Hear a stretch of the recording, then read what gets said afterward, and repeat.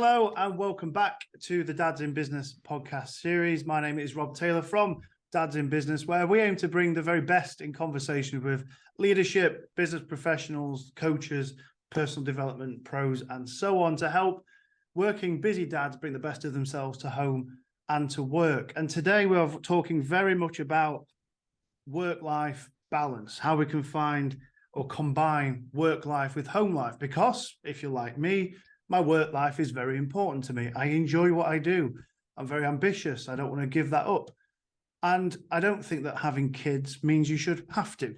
However, if you're like me, when I first became a parent, I had 2 weeks off maternity leave. And when I went back to work, it was almost seen as I'd had a holiday. It was, how's your time off being? Welcome back. Get back to the grind, work hard. You might find yourself saying things like, I used to enjoy doing this, or I remember when. Because when we've become a dad for the first time, kids naturally take over and consume a lot of what we do. But I don't think we should have to sacrifice too much of anything in terms of our ambition, our progress to get where we want to go. I'm delighted that today I've got an expert around the topic of leadership in the workplace who's really owned the space of supporting work-life balance. And I'm delighted we're going to have a conversation all around it, stigmas that address it, things we can do proactively to move forward as an individual and a workplace, and also some actual real-life experiences from the field. Roman Guider joins me from over in Germany and is that leadership role, that leadership expert who has lived experience and is going to share with us today his experiences, thoughts, and ideas moving forward. Roman, delighted that you're here. Who are you? Where are you from? And what are you doing? Tell us about your work. Thank you, Rob, for the invitation, first of all. And second, I would say there's not so. I would not say I'm one or the only one who's doing what I'm doing, but you and me are people, maybe they talk much more about it. So there's so many fathers out there that do a great job in both, in career and family. But let's say the community or the society is not so used to dads talking about that. So I would not say I'm a superhero in that field, but one that talks about it at least. So as you said, my name is Roman Guider. I'm leading a division at Mitsubishi Electric in robotics and CNC machines. I'm leading a team of 160 people in around 30 countries, including the UK. And I'm really happy to talk to you today. Super. And aside from your professional life, what was it that you saw that made you want to take more of an ownership or discussion around work-life balance, that parental experience as well? What have you experienced that made you pick up this mantle and run with it? Actually, I think I was forced by life to do it. So at the beginning, we moved from Ulm to Düsseldorf. It's about 500 kilometers in Germany, and in the period, in the transition period from one job to the other, my wife said we were gonna be parents of twins. So then we moved 500 kilometers far from the whole family. So we were totally alone, 500 kilometers far, both taking on new challenges in a new job. So there was no doubt that I had to support my wife, or I don't like to say support because it's my kids as well. So we support each other as parents. But at the end, I could not, let's say, just say, okay, I'm going to the office, I do my job, I'm starting in this new large organization, and you do the rest. So, and for me, this time I really struggled at the beginning to be a dad and at the same time to be a motivated leader, because I did not sleep at all because the two babies were not sleeping. And I took, as you did, 2 weeks off at the beginning, and then I was flying to Tokyo. And this was really a game-changing moment in my life, because the first time I was traveling to Japan with having a family at home. So it was totally different. It was a different feeling. I was not excited as before when I was traveling to Japan or around the globe. It was just the feeling that I should not be here. So I should not be here in Japan. I should be with my families, taking care of my kids as well as my wife did. And after that, I also wrote a book. It's called five things that people regret before they die. You know Mm. the book from Bronnie Yeah, I Ware? think it's It's the five Australian. regrets of the dying or something, isn't it? Yeah, Yeah, exactly. And one yeah. thing that especially men regret is not is working too much and not taking enough time for family and friends. And that I don't want it to be this old guy to let's say uh, when I'm hopefully 80 years old to think about my life and sacrifice my family for my job. And that's why I decided to do it different and talk about it, Mm. especially as a leader, because you take so much stress from your employees, from the dads and the mothers in your organization, if you openly talk about the struggle that you have by yourself. And I took 2 months parental leave at the beginning, after 1 year, and now I'm motivating, I'm almost pushing people to take parental leave because they never will have this chance again. And if you plan it, and we will talk about it later in the organization, it's not too bad for an organization because you get really motivated and loyal people Mm. when they take parental leave and you support them doing that. Mm. Thanks for your introduction there. It's great to get a perspective of your family makeup as well as your professional setup. I mean, there was a few bits that you mentioned I just don't mind following up on again. It sounds like there was quite a bit of guilt coming through, especially when you said that you were when you traveled to Japan just after you become a parent. It's like, I shouldn't be here. I should be at home. And I was just curious about something you said around I wanted to be a good dad at home, but also a good leader at work. We hear that quite a lot. So I was interested around before you became a parent, what were your perceptions of what a dad should be? What should a leader be at work? Because it sounds like you've changed that. So I'm interested what it was before, and then we'll dig into a little bit of how that changed across time. Actually, before you are really naive, I would say. You think about, okay, being a dad cannot be that bad, so I'm just going to work, and then come home and everybody's laughing and you have dinner together and everything is fine. But it's totally, I would not say the opposite. That's part of it, the nice things, but also um the less sleep you have, the more, let's say, you struggle with your daily life. You're not motivated getting up after 2 hours to go to Mm, work, to be a good leader, to be you struggle with your whole life and you question everything that you do every day. So you said, yeah, being a good dad, but at the same time having a career is the same thing that mothers used to feel for the last 100 years or even longer, that you always have the feeling that you're not good in both. So you're always um, on days when I feel like I'm a good leader and I'm there for my team. I have the same,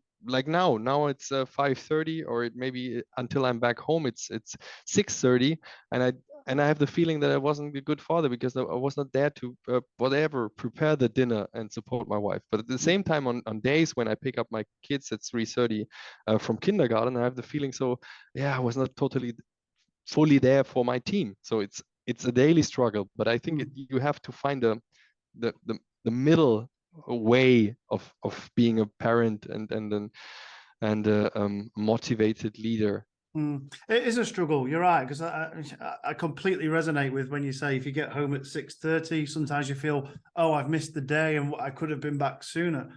But I think I don't know what your experiences are at home. I won't pry too much into your private life. But if you can get that agreement with the family unit, I will be home later this night, and this night, but I'll do the school drop off this day and this day. I think we become more aware and we're able to make more conscious decisions about what we do, and it just doesn't let work consume us. I mean, do you see that balance play out in your life? Obviously, you must be very busy. You're managing 160 people across however many time zones. Boundary management must be vital for you, right? It's crazy, but that's also about as a leader, sometimes you think that you cannot say no to a meeting or cannot say no to a business trip. And I do that constant. I do that all the time because my wife, for example, had a meeting on the same day I had to fly to Turkey. So no, I'm not going to Turkey. I'm not seeing this customer. Or I'm not going there, or I'm not going to this company dinner in the evening because I have to take care of my kids, because my wife is going to her yoga lesson, or she has a meeting with customers. So she's self-employed. She's a consultant for mental health for companies, and she has also a lot of customer visits. So sometimes 2 days me, then 2 days her. So it's really not easy, and I struggle with that every day. But it's not getting easier. So being an active dad is not about, okay, this is easy, manageable with your job. But you have to take decisions, and at the end,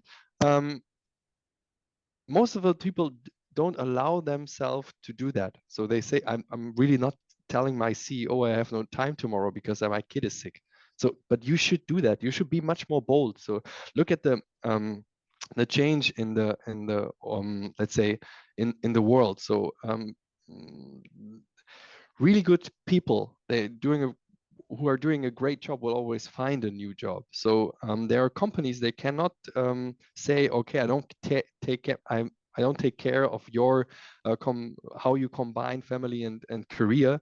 You can find another job if you want. No, they will not do. They want to keep you, and that's why you can be much more bold to say, I pick up the kids tomorrow. Yes, probably nobody will fire you.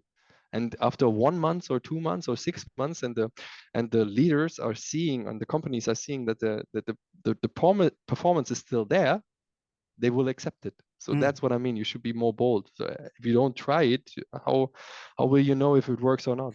I really like this approach, and again, thank you for being so open and frank. Because some of the research that we carried out, I think it was last year, 2021 or 2022, suggested, and it was a straw poll, quite a small sample group, but it was still quite shocking to see that those dads with young kids, particularly, had the perception that having those young kids was a weakness in their position at work, i.e., a risk to their work position.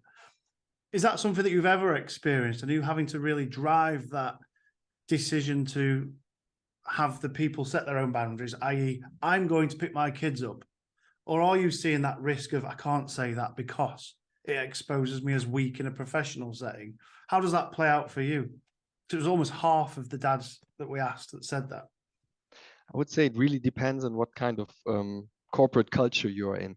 So in a corporate culture, which is, let's say, toxic anyway, nobody will accept it.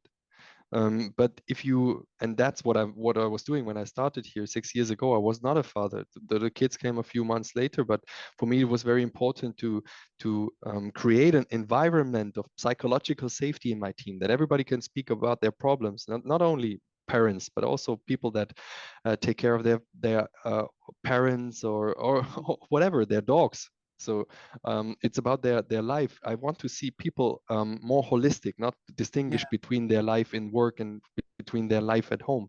So because I think we get better organizations not the more happy, I would say, but the more how can I say, the more people can decide about their work daily job, and how flexible they design their daily life, the happier they are, the better the job they do is. So this is very important for me. And I would not say this stigmatization is happening in my company, because in my position, the good thing is that if I'm doing it, everybody else does not question if they are allowed to do it. So it's very important. There was a study from A.T. Kearney in the year 2019 where it was said that 76% of the people in a company believe in the combination of family and career if the leaders do it by themselves. So that's very important. And only 10% or 13% have the feeling that this is possible to combine family and career if the leaders are not doing this. And not doing is also allowing. So if you have a leader who says, okay, it's okay if you if you pick up your kids after school that day, or if you stay at home when your kid is sick because your wife has a job and a career too. That is not, let's say, really, walking the talk. They need to do it by themselves. Otherwise, the people don't believe it. Because if you are, as a leader, if you do never pick up your kids, if you don't take parental leave, you are showing the people that if you want to have my position someday, don't do it. So even I'm allowing it. It's okay when you do it. It's okay. Pick up your kids. They will never do it, and they never believe that this combination is possible in the company if you don't do it by yourself. So I try to walk the talk. I try not to find an excuse. I don't say I have a meeting with finance when I pick up my kids. Yes, this is, and during the Corona time, a lot of people did. There was a lot of research that dads. You will find it in my book. I didn't mention that, but you will find it in my book that there was a research in the US that a lot of dads try to find excuses with other meetings. I have a meeting with controlling, with finance, with someone, to pick up their kids. It's a terrible thing, isn't it, Roman? And it's good to hear that someone from the actual workplace is seeing this happen and you're doing something about it. I mean, are you seeing it's a generational thing? Are you seeing that it's forgive me for stereotyping, but is it the older leaders who never had that opportunity before, who don't know any different, and therefore you shall do it how I've always done it, otherwise you'll never have my job, as you sort of paraphrase there? And are the younger leaders creating the change regardless of what more traditional companies and organizations would do? I also described in my book that's published in September last year that this is often a confirmation bias. I don't know if you read Daniel Kahneman regarding the confirmation bias. So all the people before us, the dads, they lived their career like this. They sacrificed their families for their career. So they really believe that it's only possible by doing that. So this confirmation bias that they have, they really believe it. They really believe if you work 14 hours a day, your business plan is good. So they don't believe that it's maybe the 6 hours or 8 hours or 10 hours that day is enough to writing that business plan. Maybe have a good enough, well slept the day before, and then start to work again after you dropped your kids. They really believe if you stay 3 nights in the office, then the business plan is good. And this confirmation bias keeps them let's say coaching or explaining to the next generation that it's only possible if you do it as we did. Yes. And actually, if you look at ChatGPT and other AI tools that you will have in the future, it's much likely that we can do the same job or even better than the generations before with less work or more flexible work. And this is very important. And also sometimes I think that other generations, and I would not say all, but they're also jealous that our generation has the possibility to do that. Then sometimes they're probably quite envious. I didn't have such luxury, so why should you? And often I talk to managers in a, let's say, in their 60s. They tell me, "Hey, Roman, I would never say that in public space, but I would do the same if I would be you. I would take care of my kids because me and my son or my daughter, we really have a bad relationship because I was never there." And so you don't want to be that guy. And last year I was at the Stanford University for a course, and I was talking to Jeff Immelt. He was a CEO at GE that time, and I really asked him. So everybody asked him business questions, but nobody, let's say, asked him, how did you combine family and career? And I did, and the room was totally silent because everybody was saying like, okay, why you asked this guy this question? And for me, that's very important because we should ask these questions because we see these really successful, I would say, in quotes, successful people, and we don't know how much they had to sacrifice for this. And not only later and whatever, when Steve Jobs died, he supposed to say, or I read that he might said that he sacrificed his whole life for all friendships that he had and for relationships. And why should we follow these successful people by falling into the same trap to not having time for our family and our friends at the end of our life, like the people that Bronnie Ware described or interviewed for her book? So why should we do this? For money? So nobody of them were happy. So if we hear Elon Musk working 16 hours, I read somewhere he has kids. So where in this 16 hours when he's sleeping in the bench of Tesla is he taking care for his son or his daughter? So it opens up so much, doesn't it? And I think there's has come up a few times. I've noted down. It's very much awareness and conscious decision making. There are decisions. You don't know what you don't know. So therefore, if you are brought into a culture that is work, work, work, you don't know any different. You think that's how you have to prove yourself. That's what you'll continue to do.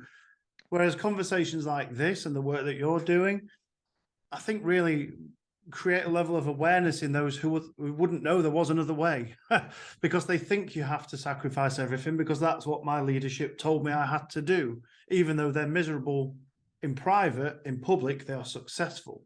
And I think as soon as we can start to change that awareness piece and start giving people, not giving, but making them aware that they are able to make their own decisions, I think a lot of positive change can happen. You've mentioned also a couple of times about psychological safety. You've created a culture of psychological safety in your business unit. I wondered if you could just define what is a psychological safety strategy plan. What does it consist of? Because some listening might have one at their workplace and just not be aware of it. So it'd be good to know, what is that for workplaces? I would say Amy Edmondson from the Harvard University brought up that phrase, psychological safety. And if you read her book, then she's, for example, explaining that organizations that have a psychological safe environment, they report much more, let's say, failures. They share much more with their bosses, with the organization. That's something, for example, like VW with the diesel scandal, or the combustion engine scandal that they had will never had happened, for example, if there would be a psychological safety where people can speak about failure. And then it's also not only about failure, but also about their daily struggle that they have as a parent or as a son or daughter or whatever. What we did, we started with the leadership team. When I arrived in the company 2017, we were talking about, okay, how are we leading today? How do we want to be led, for example? We were talking about, okay, what is transformational leadership? What is transactional leadership? And where we are now, how individual, how motivation, how much motivated we are leading our teams. And then it really turned out that all people in the leadership team, they want to be led more transformational, so that they also have a voice and they can speak up if there's an issue, or they can change things by themselves. And I said, okay, but how do you lead today? And it turned out that, of course, in a historically grown organization, a lot of things were like old-fashioned top-down decisions. And so we changed that. And so we were training the people how to take feedback and not only give feedback, because leaders tend to only give feedback and not take feedback. So that was a 1 year of training the people how to accept feedback without saying, yeah, but, because that is not good if you get feedback as a leader and you say but this or that. So after 1 year of doing this training, we did a full in the whole company of, how you say in English? Now I'm missing the English word. So we asked all the people how individual, how motivational, how intellectual, how transformational, how transactional your team leader leads. Not directly, but in a lot of 80 different questions. And we did that online. And then later you get a diagram of your imagination of your leadership by yourself, and how the people feel or see you as a leader. And then we see the fields where they fall apart from each other. And then and where's the gaps? And then we trained the leaders individual by their gaps. And the gaps are not reported to me, so I didn't see any of them, but we did this questionnaire, what's the word? Questionnaire every year. So we can see where are the gaps between how we lead and how the people feel they are led. And afterwards, they could also give feedback what could be done different in their leadership of the leaders. And they are trained for a year how to accept feedback and how to work with their feedback and take it as a development potential and not as something against them. So, and this at the end also leads to that people feel confident to talk with you about everything.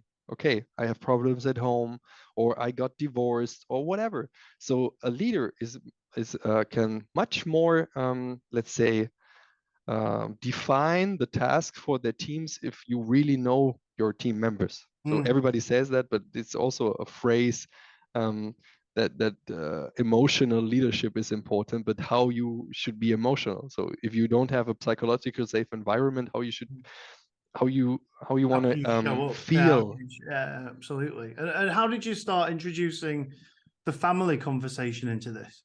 The Where did family. that fall into this leadership development, cultural development, call it what you will?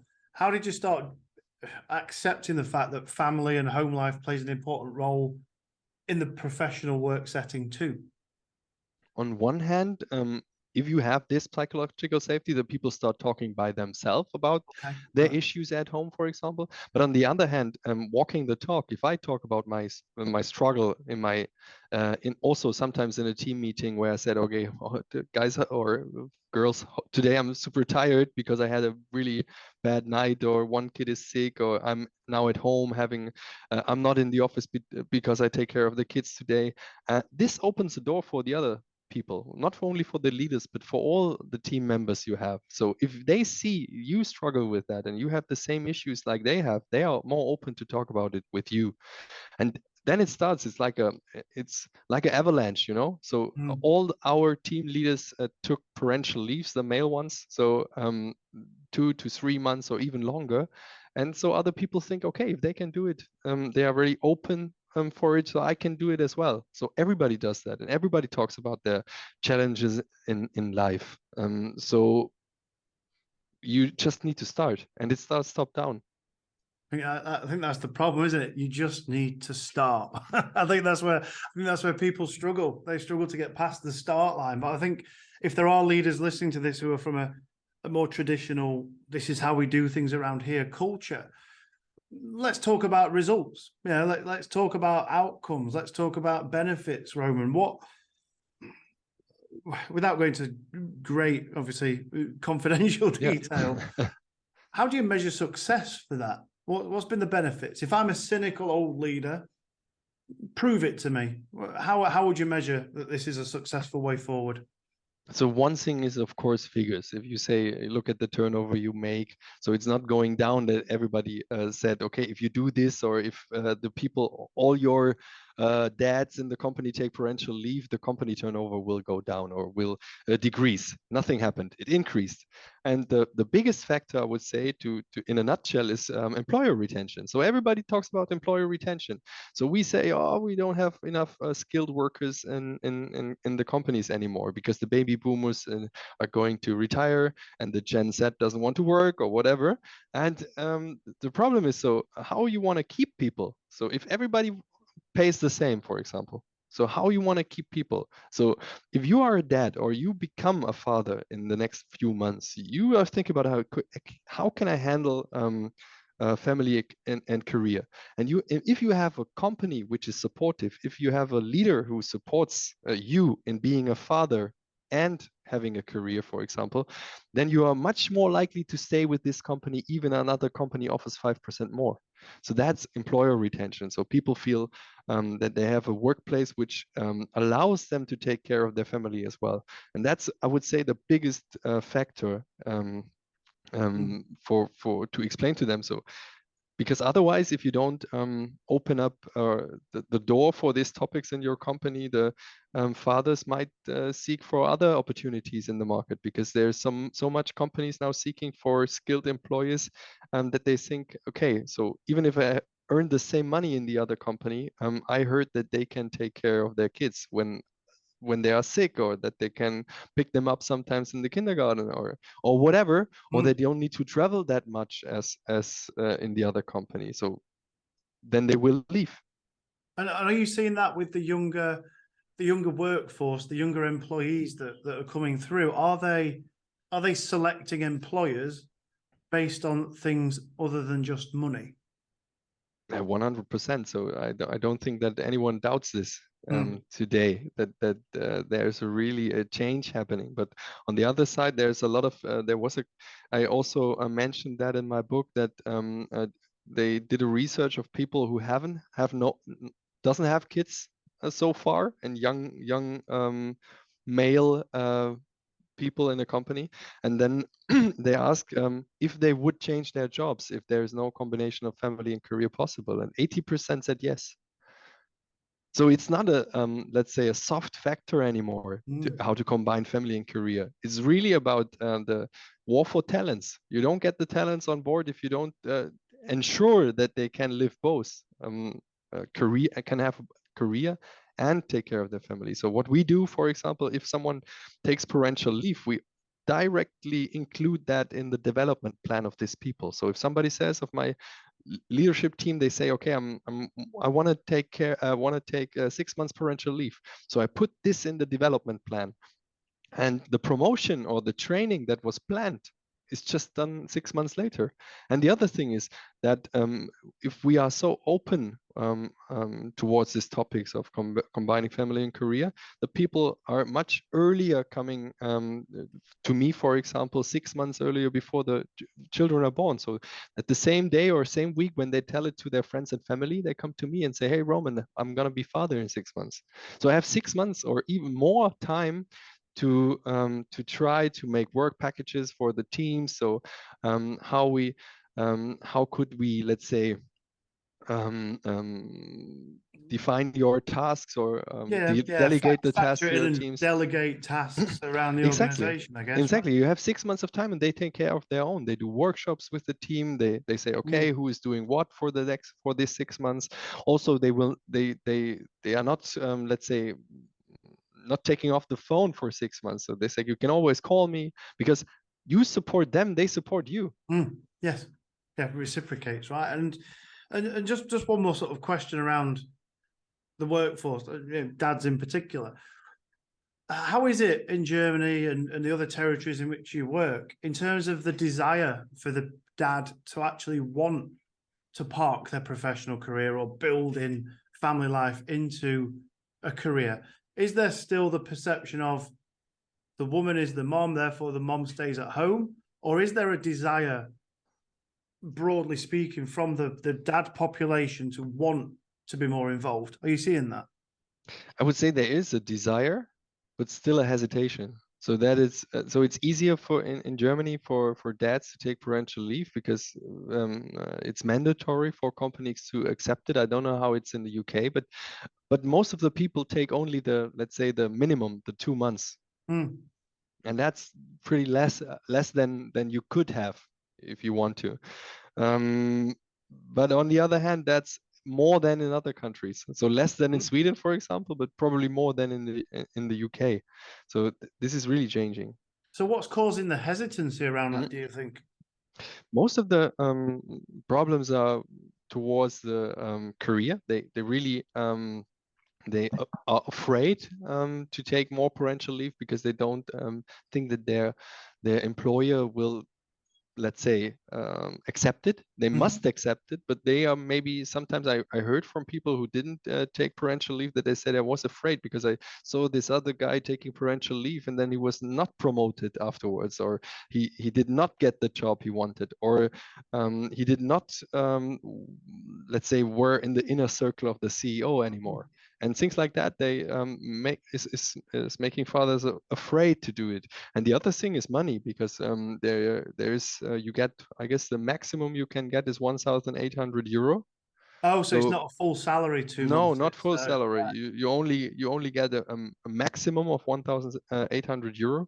And if you are the only person in the family who has a job, for example, which is often because of the gender pay gap and other things, then they say, okay, I cannot afford it to do it.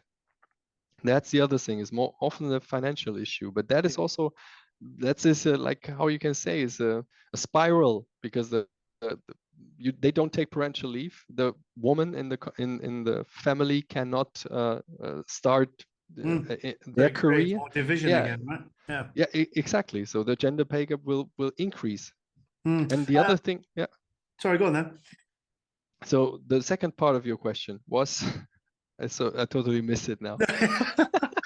I was asking about the desire and the actual willingness. Yes. That's right. Yeah. And you said There is that a big there's desire, desire. but there's hesitancy. And I asked about the hesitancy piece. On the other thing, on the other hand, I think that dads don't know what they are missing. So there was also one chapter of my book is quality versus quantity time, and it's about the change in biology in your brain when you take care more of your kids, because it's just not enough to only take care on the weekend. Because there was a research from the Brain Research Institute in Israel, and they took 40, let's say, couples, man and a woman, and put them in the MRT and did brain scans, how they react on pictures from interaction with their kids. And they looked at this group of traditional, let's say, couples, and they saw that the amygdala, which is responsible for the emotional response, is much more reactive in the mother's brain. So yeah, some would say, yeah, it's clear. Mothers are the better parents. But then they took 45 couples with two dads, so homosexual couples, and then they measured also their reaction on the interaction with their kids, and they saw that the the man who had more time, who spent more time with the children, had the same reaction in the amygdala like the woman or the mother in the other So group. the mother So role, it's if you like. exactly so so you as a father, you can earn, or you can create the same emotional relationship with your kids as a mother. You just need to spend more time. So it's not enough to only spend the quality time on the weekend, and say, okay, that's enough, because you will never have the same Bond, emotional reaction in your brain. Exactly, the bonding. So that is, so it's not quality versus quantity time. Quantity also matters. That's fascinating. I mean, I've not been lucky enough to read your book yet, Roman, but I'm just as we start to head towards wrap up here, you've mentioned it a couple of times. Tell us about it. Well, what is the book you've written? It sounds fascinating. It's actually all about what we are talking about now. So it's about how you define your own, or you find your own definition of success. What is enough? So I had so much job opportunities in the last years to have a much bigger job, but I decided not to take them, because I thought, okay, then I cannot live um, my life as a father and husband as I do it now, because maybe as a CEO of a whatever company with 10,000 people, or close to it, it's not possible anymore. So you have to really define what is the um, what success means for you. And another chapter is how, okay, what benefits does it have to support fathers in companies? So as I explained, so employer retention and so on and so on, but also how important it is for you as a man to take care more of your kids, and how your kids learn from you how to take care of their kids in the future, and how important it is, how much pressure you add from your side as a father for kids to find their way of success, and also what it how to find a new employer, for example, and how to find out in interview questions how the let's say how it's about the psychological safety and combination of family and career in the new company. Wow. It's a shame it's only in German, Roman, because I'd love to read this book. You need to get this book translated to English. I think it sounds like a really important piece of work that would certainly help those that listen and myself. I think it'd be a great read. I mean, just hopefully just one final thing. Perhaps it might be in your book as well, but in terms of quick wins, I like to leave listeners and viewers with a few quick wins.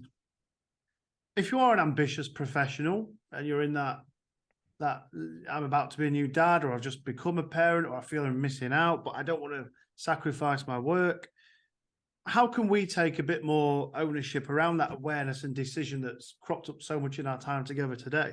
How can we check in with our work-life balance? How can we check in with how satisfied we are currently? Is there practical things we can do, or is it just a case of, are you happy with it? What would you suggest there? I would say the first thing you should do, you should be honest at home. So listen to your wife also. Talk with your spouse about what she wants to do or he wants to do in the future in work, or if how you want to set up an equal parenting or parental your job at home, your tasks at home, because often I see people, they don't talk about it. They talk about, okay, what kind of trolley what kind of baby bed we buy, whatever, practical things, but never how they want to set up the future in how they want to work. So that's often a big issue, that you're not honest to each other. So often the woman said, yeah, I would say, yeah, but I would say often the woman accepts this staying at home, being a mom, and the father often accepts to just take care of the money. And they say something in some families this works out well, and in some families I think both are unhappy. A lot of fathers would like to take care more of their kids, and a lot of mothers would be having a career too. And I guess if it does work out well, it works out well. But it comes back to that awareness, doesn't it? I think setting those agreements and expectations as the family unit is vital. Not just going down this path of breadwinner and childcarer. I think there's so much blurred lines these days, and it seems that you are owning that space in your workplace. It sounds like you've got the team really, really geared up. So it's a pleasure to chat and learn from someone who's putting this into practice. I really thank you for your time, Roman. I mean, how can we connect, see more about your work, find the book for those that can read German? How can we, where can we see more about you and your work? Actually, I also wrote an English book. You can find it on Amazon. It's called Digital Transformation is 10% Tech and 90% Human. So a lot of things that enable a positive corporate culture you will find in this chapter in the book as well. You can find it as an ebook and Amazon. Super. So this is English. And the other thing, I hope that soon, so the book was published last year in September in Germany, Switzerland, and Austria in German. The book Working Dad, How to Combine Family and Career as a Father. And I hope that this year we will publish it in English too. But if you have a good publisher, please let me know. So, and on the other hand, you can always drop me a message or connect at LinkedIn. I don't have any other social media because there's also distraction from family and career. So I only have LinkedIn. That's also where we found each other. But this is the best way to find me. Super. Roman, I made a commitment that we'd be away on time for your grocery shopping. So yes. I am going to let you go because I feel like we could have a chat all day. So I'm going to let you go and crack on with your grocery shopping. But thank you so much for spending some time and taking some time out of your day to share your experiences with us. I know it's been a very valuable conversation. So Roman, thank you so much, and we'll speak again soon. Thank you, Rob.